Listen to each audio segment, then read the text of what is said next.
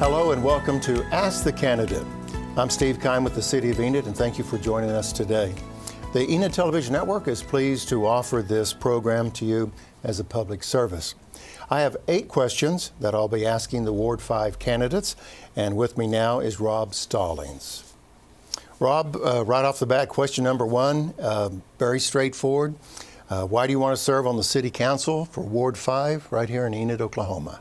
Well, Steve, first I'd like to say thank you to you and to the city for allowing us to do this. It's a great way to get the information out about each of the candidates, of what we stand for, what our background is. So I appreciate the offer. And You're welcome.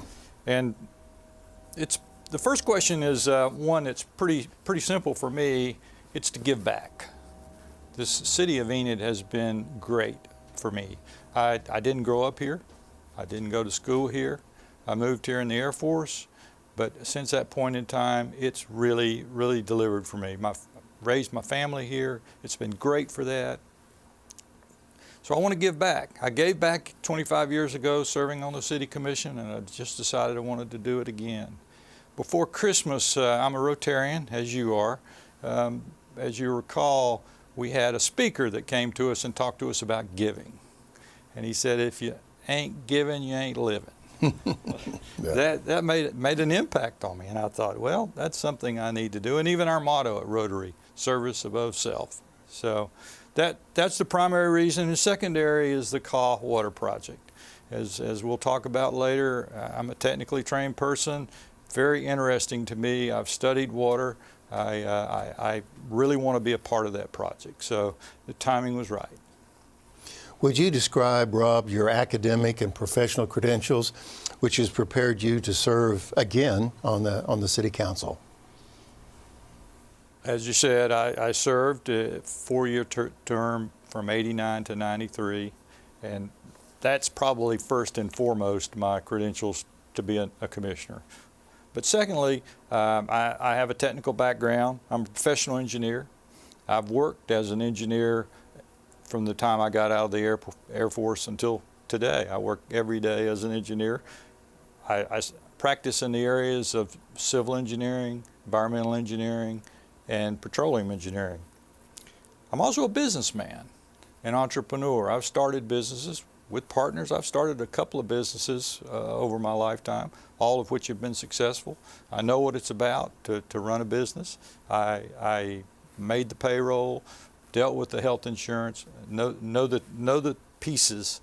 And lastly, as a veteran, as I mentioned, I was in the Air Force. Right out of college, I got my degree and my commission, second lieutenant commission, the same day. And pretty soon I got orders to come to Enid, Oklahoma. Being from the deep South in South Georgia, I wasn't quite sure what that was all about. Never been west of the Mississippi River, but loaded up my car with my wife, and we headed to Enid. Came to Enid, went to pilot training, spent the year there, learned how to fly. Best training in the world. It happens in Enid, Oklahoma. After that, they decided they wanted to keep me as an instructor pilot.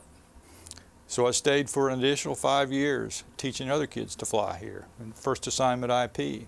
And after 6 years, which was my commitment, I decided to get out of the Air Force for lots of different reasons, but we got out and went into business here in town.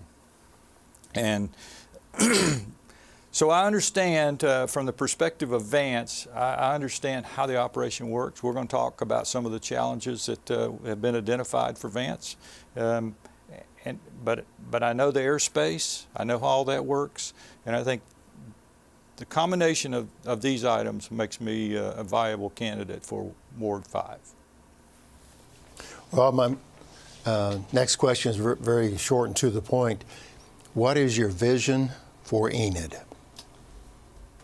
Another very interesting question, and this one's pretty easy for me because having lived here, and as you've already can tell, I am a proponent of Enid, Oklahoma.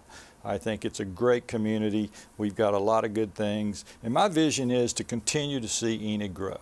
And there's some things that need to happen, and things that are happening that's going to make Enid grow. And it's certainly grown in the time that I've been here, and we just need to make sure that on our watch that it doesn't stop growing. I want my kids to be able to continue to live here. One of them came home after going to the East Coast to go to school, and I want my grandkids to want to live in Enid. So we need to make sure that we just keep Enid moving forward, and that's my vision. But we have all things in it. We have good schools. We got good infrastructure here. We've got good amenities with our parks and our trail system, and the things that have been added by the previous commission. The NBC Center. When I was a commissioner the first time, it was almost embarrassing the way Convention Hall was. When we had George Bush here, he almost died. It was so hot in there. But that's also taken a tremendous change in the time, and that's all good. So. Rob, just a few moments ago, you shared with us your academic and professional credentials and your background. So let's kind of narrow that down, if you will. What is one leadership quality that you possess, that you have, that would promote the City Council's efforts? And here's the key part of that question, to work together. Work together. One leadership quality that would promote working together. You know, that's a great question. It's a really important. Thank you. To work together. And I've worked in a lot of boards. I've been on, as most of us have through the years. And when you serve on 4 and 5 and 6 man boards, harmony is to get things done. You might not all agree, but you've got to bond together. And for me, I'm a little different. I like to think that I listen first and talk later. People have told me in the past that maybe I didn't speak up quite enough, and I didn't say enough. I'm not ever going to be accused of being a chatterbox, but I would characterize it. I listen, I analyze, and then I talk. And I think that process, it works well in a group to keep the harmony going. The next question is a question that I did not ask the mayoral candidates, but I specifically came up with this question for the Ward 5 candidate. What do you think the community needs to do to become a destination city, and what role does the council play to promote economic development to become a city of choice? Rob, from time to time you hear people say a particular community is a destination city. People want to come there. So as Ward 5 councilor, what would you do to help Enid become that destination city? Well, Steve, I think we are a destination city. If you look at Northwest Oklahoma, we draw people from all over this part of the state. And why do we draw them? Healthcare, retail, restaurants. People live in Alva, people live in the Cherokee. They're going to come to that. We're probably never going to be Orlando, if that's the kind of destination you're talking about. But as long as we continue to improve, get additional restaurants, make the changes that will happen with our economic development group, and we'll talk a little bit about more the economic development group in a few minutes. But they're important. A movie theater, a better movie theater. It's on everybody's agenda. We talk about it. Everybody would like to see another big box department store. Not sure how that works. Been involved a little bit in that, but those are the kinds of things we need to be focused on in terms of goals to make us a better destination city. As I said, I think we are a destination city. Rob, what major issue do you see or anticipate the City Council will face in 2019? And as a Ward 5 council member, how would you go about contributing to the successful outcome of meeting that issue head on? Well, I think without a doubt, the biggest issue, challenge, however you want to couch it, is going to be the Call Lake project. The biggest infrastructure project the city of Enid's ever had. We're going to have a total of $315 million borrowed before the project's over. Although the previous council and the commission have done a lot of work, they made some really tough decisions in deciding how the water is going to be brought to Enid and where the water is going to come from. But we're in the final design phase, and then comes the construction phase. We've got three more hard years before water starts pouring in from Call Lake. So I wanted to be a part of that, but I think the the Call Lake project is undoubtedly the biggest issue that we'll face in 2019. Other issues, maybe not the biggest, but Vance Air Force Base. At the State of the Base briefing the other day, Colonel Simmons talked about challenges that we have, and he talked about low-level airspace. And as I mentioned, having been a pilot, I understand what that means to fly at 500 feet, going at a very high rate of speed. You don't want problems out there from wind turbines or cell towers. So the challenge is to make certain that we keep that space sacred. Our airspace is what sets us apart from other pilot training bases and other bases in the Air Force. I was involved in the BRAC rounds in the late 80s and early 90s. And we didn't really understand, because it was such a secretive process, what the criteria truly was. As it turned out, airspace really helped us, kept us at the top of the heap, and kept Vance Air Force Base open. So I think that the key for the protection of the low-level airspace rests with Mike Cooper and his military strategic group that he's a part of. They're coordinating with the people that come in and want to develop the wind farms, and that's a good thing. And we just need to, as a council, we need to make sure that that effort continues. Mike's a strong part of that. And the last challenge, I think, is economic development. We're going through a transition now with a change in leadership in our economic development group. Brent Kissling has moved on. Lisa is going to take over interimly, and that their board of directors will pick a good director, whether it's Lisa or someone else. But we need to ensure that continues, that effort, because I think they've done a good job in the last 10 years. So those are really the issues that we'll face in 2019, and it's going to be a fun ride. Mr. Stallings, the city staff receives numerous complaints, comments, if you will, suggestions, and there's a wide variety, but nearing the top is potholes. That's a very popular topic. As Ward 5 Commissioner, how do you see the City Council addressing the street and pavement problems in Enid?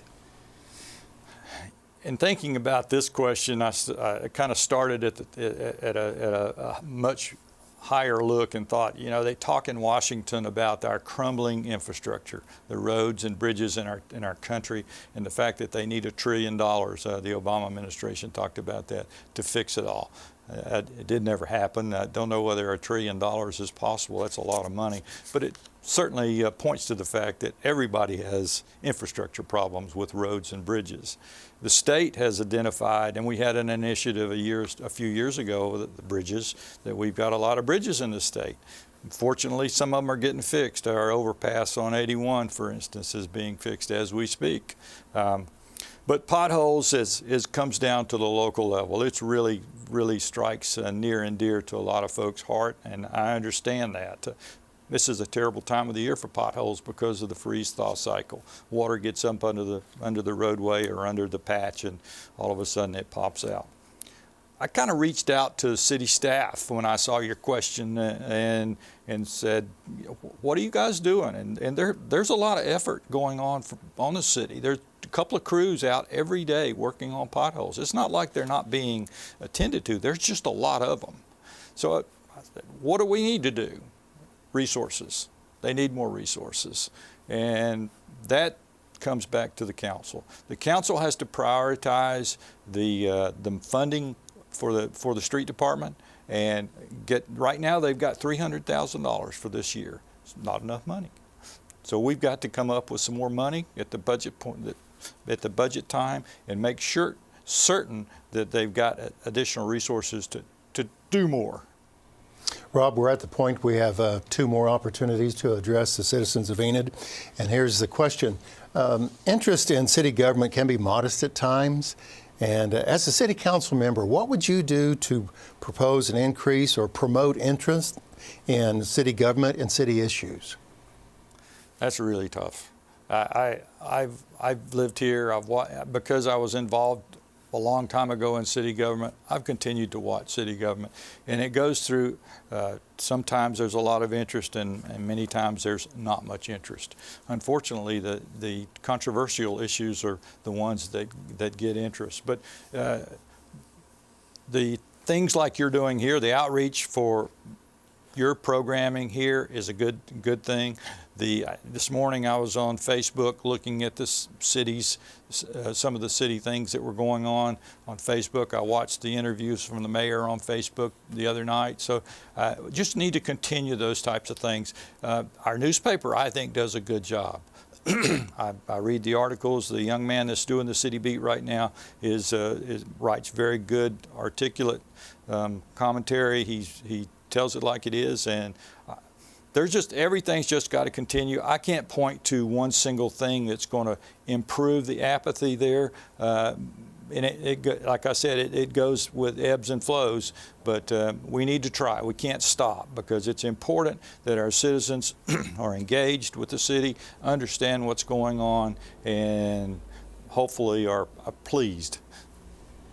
And that concludes the portion of asking the 8 questions for the Ward 5 candidates will be asked during the interviews. So, Mr. Stallings, this is the opportunity for you to now speak to the citizens of Enid and on why you're the best candidate for Ward 5. And you'll see the camera there to your, really straight ahead, and you can speak to the folks there. Well, hopefully I've provided some information on my background and my experience and my motivation and what I think about some of these issues. It's an important job. I feel like that if you're not willing to step up and run for a city office, it kind of diminishes the amount that you can really complain about it. I hope that you feel like that I'm qualified. I want to do the best that I can do. But I will say that if you don't select me, the key thing is to vote. If you don't vote and you don't take part in the election system, you kind of lose out on picking folks. But I really would appreciate your support, and if you have questions, feel free to reach out to me. I'm accessible, and hopefully we'll get you an answer of how I feel about something. And but again, just be sure and vote on February 12th. Rob Stallings, thank you very much for your time. Appreciate it. And thank you for watching us today on Ask the Candidate. That concludes this portion of the program.